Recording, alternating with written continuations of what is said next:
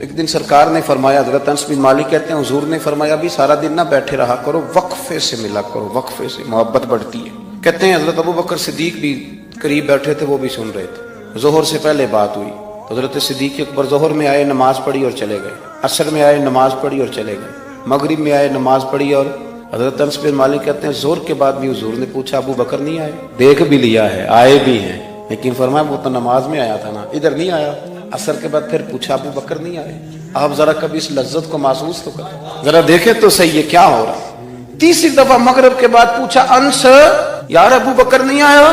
تو حضرت انس بن مالک کہتے ہیں میں خادم تھا، قریب رہتا تو میں دوڑا گیا ابو بکر کے دروازے پہ دستک دی، میں نے کہا کیا کرتے ہو؟ حضور نے 3 دفعہ پوچھ لیا آئے نہیں؟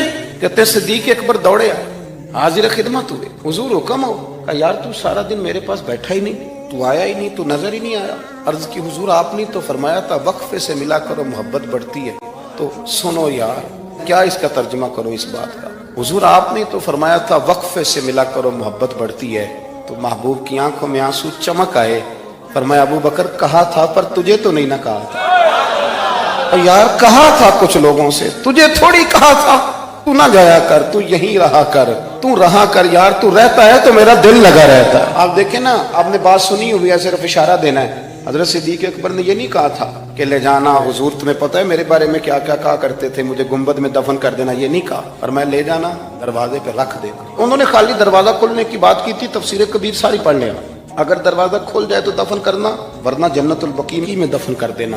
لیکن مولا علی کہتے ہیں ہم نے تو صرف رکھا تھا، اور ہم نے عرض کی حضور ابو بکر حاضر ہے۔ کہتے ہیں انہوں نے تو صرف دروازے کی بات کی تھی، لیکن گنبد کا صرف دروازہ نہیں کھولا، اندر سے آواز بھی آئی، آواز آئی دیر نہ کرو حبیب کو حبیب کے ساتھ ملا دو۔ جتنا قریب رہے قربت بڑی، ادب بھی بڑا۔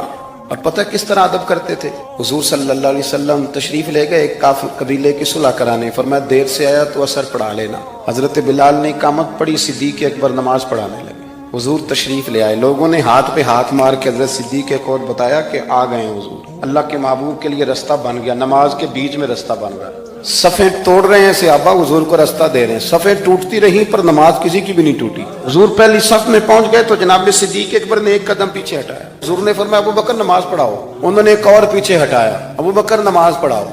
تیسری دفعہ نا حضور نے پھر حکم دیا تو وہ پچھلی صف میں آ گئے۔ نبی پاک صلی اللہ علیہ وسلم اگلی صف میں کھڑے ہوئے، مصلی پہ جماعت کرائی۔ نماز کے بعد حضور نے نا مسکرا کے پوچھا ابو بکر میں نے 3 دفعہ کہا تھا کیوں نہیں نماز پڑھائی؟ اتحیات کی حالت میں بیٹھے تھے تو ہاتھ باندھ دیا، کیا جملے کہے، کیا شان ہے۔ کہنے لگے حضور اب ابو قحافہ کے بیٹے کی اتنی ضرورت بھی نہیں کہ مدینے والے رسول کو جماعت کرائے۔